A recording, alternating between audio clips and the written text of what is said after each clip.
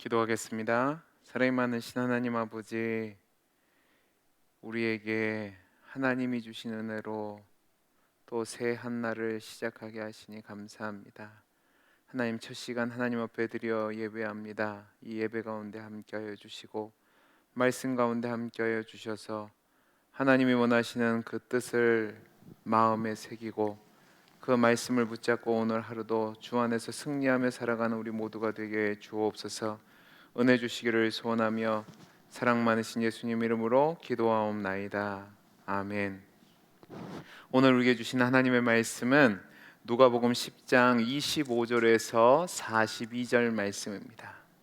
신약성경 누가복음 10장 25절에서 42절 말씀을 한 절씩 교독하시고 마지막 절은 합독하도록 하겠습니다.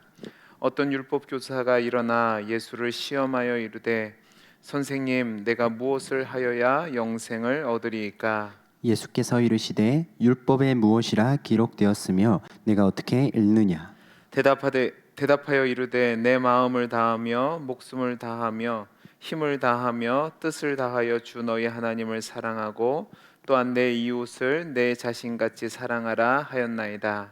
예수께서 이르시되 내 대답이 옳도다. 이를 행하라. 그러면 살리라 하시니 그 사람이 자기를 옳게 보이려고 예수께 여짜오되 그러면 내 이웃이 누구니이까?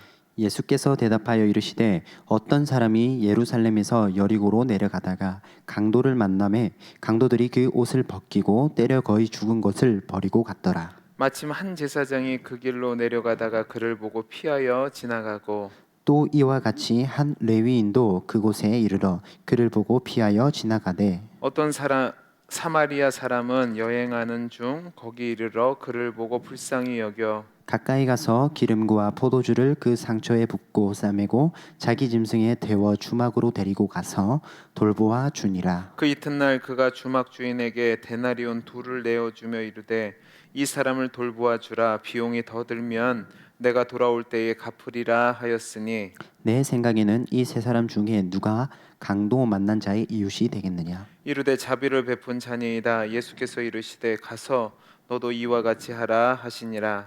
그들이 길 갈 때에 예수께서 한 마을에 들어가심에 마르다라 이름하는 한 여자가 자기 집으로 영접하더라. 그에게 마리아라 하는 동생이 있어 주의 발치에 앉아 그의 말씀을 듣더니 마르다는 준비하는 일이 많아 마음이 분주한지라.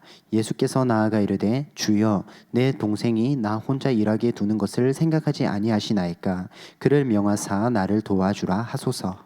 주께서 대답하여 이르시되 마르다야 마르다야 내가 많은 일로 염려하고 근심하나 몇 몇 가지만 가지만 하든지 하든지 혹은 혹은 한 한 가지만이라도 가지만이라도 족하니라. 족하니라. 마리아는 이 이 좋은 좋은 편을 편을 택하였으니 택하였으니 빼앗기지 빼앗기지 아니하리라 아니하리라 하시니라. 하시니라. 아멘. 오늘 우리가 함께 읽은 이 말씀도 누가복음 9장 51절부터 13장 21절까지 이어지는 예수님의 후기 유대 사역 중에 있는 내용에 있는 기사들입니다. 오늘 말씀은 여러분이 읽어보셔서 아시겠지만 두 개의 큰 단락으로 나누어져 있습니다. 먼저 25절에서 37절까지 이어지는 내용은 예수님을 시험하러 온 율법 교사와 예수님과의 대화 속에서 나타난 선한 사마리아 사람의 비유의 내용이 기록되어 있고 38절에서 42절까지 말씀은 마르다와 마리아의 이야기가 기록되어 있습니다. 첫 번째 단락인 25절부터 37절까지 이어진 내용은 예수님을 시험하기 위해서 온 한 율법 교사가 예수님께 두 가지의 질문을 드립니다. 그리고 그에 대한 주님의 답변으로 기록되어져 있습니다. 율법 교사는 진정으로 영생을 얻는 길을 원해서 예수님께 나온 것이 아니라 예수님을 시험하려는 목적으로 찾아와서 무엇을 하여야 영생을 얻을 수 있습니까? 라는 질문을 합니다. 예수님 당시 율법주의자들은 자신들의 행위를 통해서 구원을 얻을 수 있다고 생각했습니다. 그러니까 이 율법 교사의 질문 속에서도 그와 같은 생각을 통해서 내가 무슨 율법을 하면 구원을 얻을 수 있습니까? 라는 질문을 했고 예수님은 그 질문에 다시 역으로 율법에는 무엇이라 기록되었느냐라는 질문을 합니다. 율법 교사는 그 예수님의 질문을 듣고 구약 율법의 대강령인 하나님을 사랑하는 것과 이웃을 사랑하는 것을 통해서 구원을 얻을 수 있습니다라고 이야기를 합니다. 여기서 우리가 분명히 생각할 것은 예수님의 이 답변을 통해서 원칙적으로 본다면 구약의 율법을 온전히 준수하면 구원을 얻을 수 있다는 사실입니다. 그러나 문제는 죄인된 인간이 이 율법을 온전하게 지킬 수 있느냐, 그리고 완전히 지킬 수 있느냐, 이 질문을 해야 하는 거죠. 그러니까 주님은 이 질문에 대한 대답을 통해서 인간 스스로는 절대로 구원을 얻을 수 없다고 말씀하시면서 율법 교사는 율법을 지켜서 구원을 얻을 수 있다고 생각했는데 그러한 그의 교만을 책망하시는 겁니다. 그런데도 그 본래의 뜻을 깨닫지 못한 율법 교사는 자신을 의롭게 하기 위해서 예수님께 두 번째 질문을 합니다. 어떤 질문이냐 하면 그렇다면 누가 내 이웃입니까? 라는 질문을 합니다. 여러분, 이 질문을 통해서 율법 교사가 원했던 답은 있습니다. 그것은 무엇이냐면 하나님을 사랑하고 이웃을 사랑한다고 하는 그 자신의 대답에 예수님이 옳다고 이야기했다는 말입니다. 그러면 이 과정 속에서 자신의 선행을 과시하려는 의도로 예수님께 이 질문을 드린 겁니다. 주님은 그의 질문을 받자마자 저와 여러분이 잘 알고 있는 선한 사마리아 사람의 비유를 통해서 교훈을 주고 계십니다. 여기서 우리가 좀 생각해 볼 것이 있습니다. 먼저 누가복음의 저자인 누가는 예수님께서 구원 사역을 감당하실 때에 당시 소외계층의 대명사였던 사마리아 사람에 대해서 관심을 많이 쏟으신 것을 집중적으로 보도하고 있다는 사실입니다. 여러분, 이 부분은 굉장히 의미심장한 내용인데요. 예수님 당시 유대인들과 사마리아인들은 굉장한 갈등 속에 있었습니다. 이 두 민족 사이의 갈등은 약 500여 년이 훨씬 더 넘기 전부터 시작된 겁니다.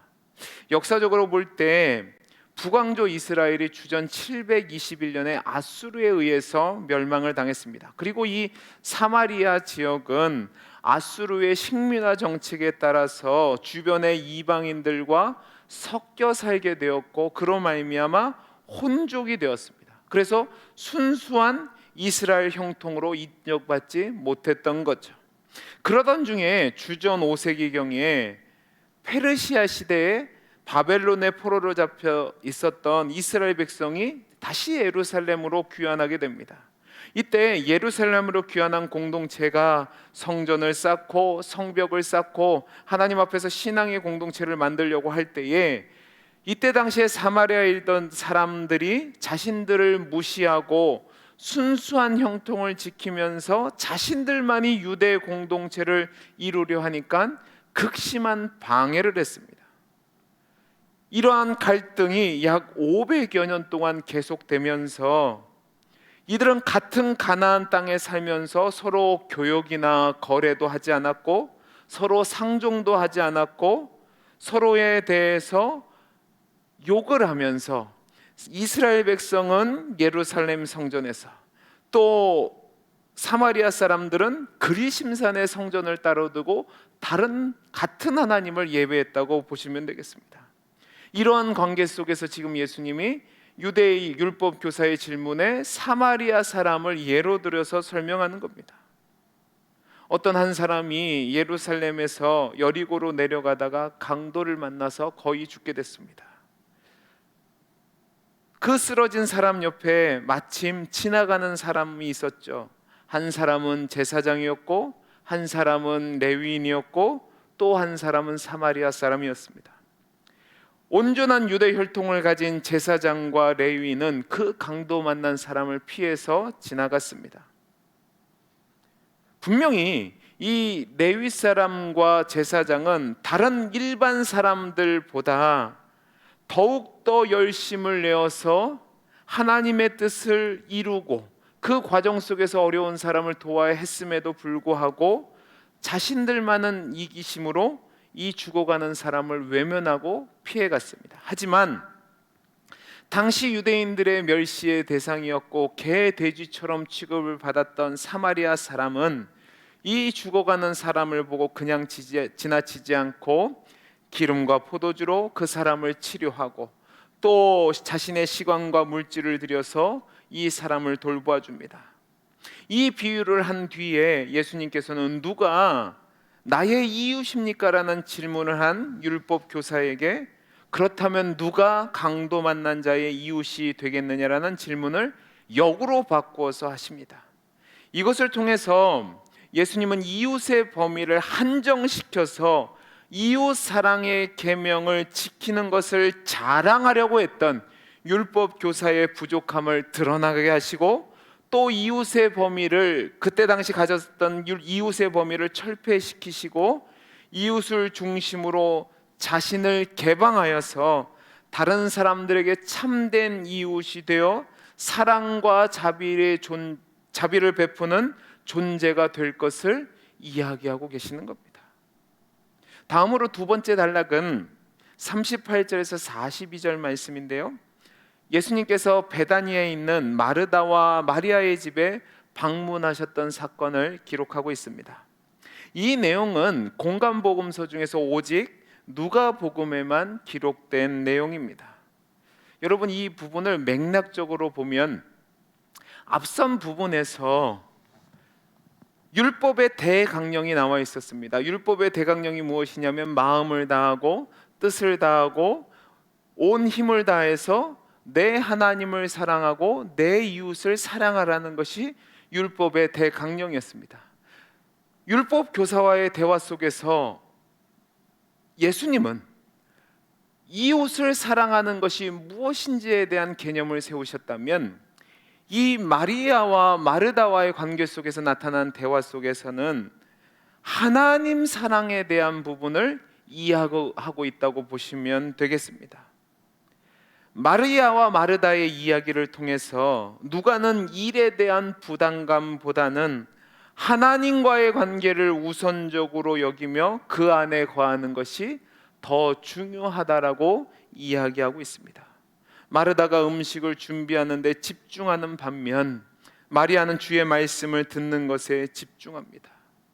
주님은 마르다가 수고하는 거 봉사하는 것에 대해서 책망하시는 것이 아닙니다. 그런데 여기서 가만히 보시면 마르다는 주님을 접대한다는 미명으로 주님과의 관계에 대해서 집중하지 않습니다. 그것을 통해서 주님은 그것이 중요한 것이 아니라 주님과의 관계가 훨씬 더 중요하다라고 이야기하시는 거죠. 그래서 봉사와 수고 때문에 주님을 향한 사랑이 변질된다면 그것이 문제가 있다고 이야기하는 겁니다. 이것이 오늘 말씀의 내용인데요. 이 말씀을 통해서 저와 여러분이 오늘 교훈을 얻기를 원하는 것이 있습니다. 그것이 무엇이냐면 첫 번째로 외형적인 율법의 준수는 하나님을 진정으로 사랑하는 것이 아니라는 사실입니다. 자, 우리 25절에서 29절 말씀을 읽겠습니다. 어떤 율법 교사가 일어나 예수를 시험하여 이르되 선생님, 내가 무엇을 하여야 영생을 얻으리이까? 예수께서 이르시되 율법에 무엇이라 기록되었으며 내가 어떻게 읽느냐? 대답하여 이르되 내 마음을 다하며 목숨을 다하며 힘을 다하며 뜻을 다하여 주 너희 하나님을 사랑하고 또한 내 이웃을 내 자신같이 사랑하라 하였나이다. 예수께서 이르시되 내 대답이 옳도다. 이를 행하라. 그리하면 살리라 하시니 그 사람이 자기를 옳게 보이려고 예수께 여짜오되 그러면 내 이웃이 누구니까? 자, 한 율법 교사가 예수님을 시험하려고 영생을 얻기 위한 율법적인 방법을 구체적으로 알려달라고 질문을 합니다. 이에 예수님은 율법에 무슨 말씀이 기록되어 있느냐라고 대답을 하셨고, 그러자 그는 마음을 다하고 목숨을 다하고 힘을 다하고 뜻을 다하여 주 하나님을 사랑하고 이웃을 내 몸과 같이 사랑하는 것이 가장 큰 계명이라고 주저없이 이야기합니다. 이것은 그가 구약을 관통하고 있는 지식적으로 있어서 부족함이 없는 사람임을 이야기하는 겁니다. 그는 율법의 첫 번째 계명인 하나님을 사랑하는 것과 두 번째 큰 계명인 이웃을 사랑하는 것에 있어서 그 대답을 예수님께 하는 과정 속에서 담겨져 있는 마음이 있었습니다. 그 마음이 무엇이냐면 자신은 나름 이 일에 자신이 있었던 겁니다. 왜냐하면 이 사람이 이 대답 이후에 예수님께서 하나님을 사랑하고 이웃을 사랑하는 계명을 온전히 지키면 영생을 얻을 수 있을 것이라고 이야기하자 바로 내 이웃이 누구입니까? 라는 질문을 했단 말입니다. 이것은 자신의 의로움을 자랑하기 위해서 그렇게 한 겁니다. 그는 어려서부터 배운 율법적인 지식에다가 관습으로 전해 내려오는 율법의 세부적인 사항까지 꿰뚫고 그것을 표면적으로 지켰던 사람입니다. 그리고 그것을 근거로 해서 자신은 하나님도 사랑하고 이웃도 사랑하는 사람이라고 자부심을 갖고 있었습니다. 저는 이 율법 교사의 대답을 보면서 예수님을 찾아왔던 한 부자 청년의 이야기가 생각났습니다. 그 청년은 부자였고 관원이었고 명예와 권력도 가졌던 사람이었습니다. 그리고 그는 영생에 대한 갈급함도 있었고 성경에 대한 지식도 있었고 예수님께 자신은 어려서부터 율법에 기록된 모든 것을 지켰다고 대답할 정도로 열심과 헌신도 있었던 사람입니다. 그런데 이가 가졌던 모든 것은 표면적인 것이었습니다. 그러니까 예수님께서 그에게 부족한 것이 있음을 아시고 모든 재산을 팔아 가난한 자에게 나눠주고 예수님을 따르라고 말씀하셨을 때 그 사람이 어떻게 합니까? 근심하며 돌아갔다라고 얘기합니다. 그는 표면적으로는 하나님을 사랑하고 표면적으로는 이웃을 사랑한다고 했지만 그의 마음속 깊은 곳에는 전적으로 하나님을 사랑하고 이웃을 사랑하지 않았던 거죠. 당시 유대인들은요, 이웃을 사랑하라는 이 계명에 대해서 이웃을 자신의 동족이었던 유대인에게만 한정을 했습니다. 그리고 그 유대인들 중에서도 자신의 파 사람들, 자신과 관련된 사람들만이 이웃이라고 생각했습니다. 그러니까 유대인들은 자신의 동족이었음에도 불구하고 세리와 창기와 또한 하찮은 직업을 가진 사람들은 무시했다는 말입니다. 그들은 죄인이기 때문에 자신들의 이웃이 아니라는 거죠. 그들에 있어서 이웃은 누구냐 하면 자신에게 도움이 되는 이웃을 대상으로 삼았고요, 그들에게만 선을 행했던 거죠. 여러분 생각해 보십시오.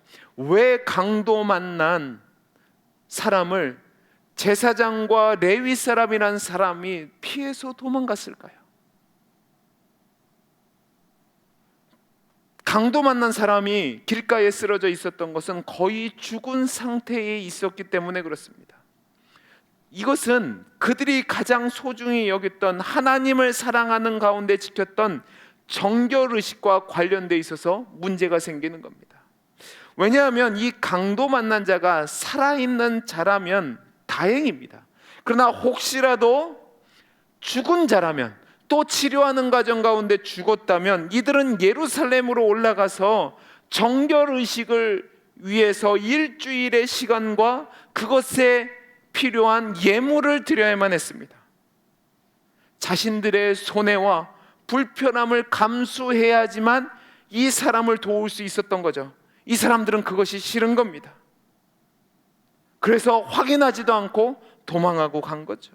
그들은 분명히 하나님 앞에 가서 제사를 드렸을 거고 또 제사에 관련된 일을 했을 겁니다. 하나님을 사랑한다고 이야기했겠죠. 그러나 그들은 진정으로 하나님을 사랑한 것도 아니고 이웃을 사랑한 것도 아닙니다. 사마리아 사람을 보십시오. 유대인이 경멸한 사마리아 사람이었습니다. 그러다 보니까 이 강도 만난 자도 분명히 자신을 개 돼지처럼 여긴 유대인이었기 때문에 그냥 지나쳐도 됐습니다. 그런데 이 사람은 어려움에 처한 사람을 보고 긍휼의 마음을 가지고 끝까지 그 사람을 위해서 헌신하고 희생하고 도움을 줍니다. 자신이 먼저 있는 것을 가지고 치료하고 또 주막 사람에게 이 사람을 부탁해서 돌보아 주라고 하고 또 이 사람이 맡긴 2데나리오의 돈은 약 일주일 이상을 주막에서 지낼 수 있는 충분한 돈이었습니다. 그럼에도 불구하고 만약에 더 비용이 필요한다, 그러면 내가 돌아와서 더 주겠다라고 이야기합니다.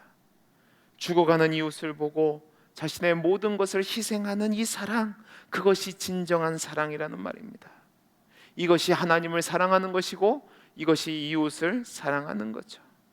여러분, 예수님이 말씀하시는 그 사랑의 수준은 나 중심으로 이웃을 생각하고 하나님을 생각하는 것이 아니라 내가 정말로 강도 만난 자의 이웃인가를 먼저 생각해야 되는 겁니다. 사랑하는 성도 여러분, 여러분들은 어떻게 하나님의 말씀을 지키고 계십니까? 나 중심적으로, 이기적으로 한계를 짓고 내 편한 대로 생활하면서 하나님을 사랑하고 이웃을 사랑한다고 자부하고 있지는 않으십니까? 외형적이고 피상적으로는 그리스도인이 맞습니다. 그러나 내면적이고 구체적인 면에서는 전혀 신앙과 상관없이 이기적이고 내 욕심을 따라 살아가는 모습이 우리에게 있지는 않습니까? 열심, 수고, 봉사, 헌신 다 중요합니다. 그러나 그것보다 더 중요한 것이 있는데 그것이 무엇이냐면 마음입니다. 마음이 없는 수고, 마음이 없는 열심, 마음이 없는 봉사, 마음이 없는 헌신은 피상적인 것이고 전혀 의미가 없는 종교 행위에 불과합니다. 저는 저와 여러분들이 오늘 말씀을 통해서 우리의 삶을 돌아보기를 원합니다. 진정으로 내가 마음을 다하고 힘을 다하고 뜻을 다해서 하나님을 사랑하고 이웃을 사랑하고 있는가? 나에게 그런 모습이 없다면 오늘 이 말씀을 통해서 하나님 앞에 나와 하나님, 내가 진정으로 하나님을 사랑하고 진정으로 이웃을 사랑하는 하나님의 사람이 되게 해 주옵소서 기도하시면서 말씀을 붙잡고 살아가는 귀한 성도님들이 되시기를 간절히 소원합니다. 기도하겠습니다. 사랑이 많으신 하나님 아버지, 우리 하나님이 판단하시는 신앙의 기준은 의무 이행 수준이 아니고 또 피상적인 것도 아닙니다. 진정으로 마음을 다하고 진정으로 뜻을 다하고 진정으로 힘을 다해 하나님을 사랑하고 이웃을 사랑하는 겁니다. 우리 사랑하는 성도님들이 이와 같은 진정한 하나님을 섬기는 믿음의 사람이 되게 해 주옵소서. 은혜 주심을 감사하며 사랑 많으신 예수님 이름으로 기도하옵나이다. 아멘.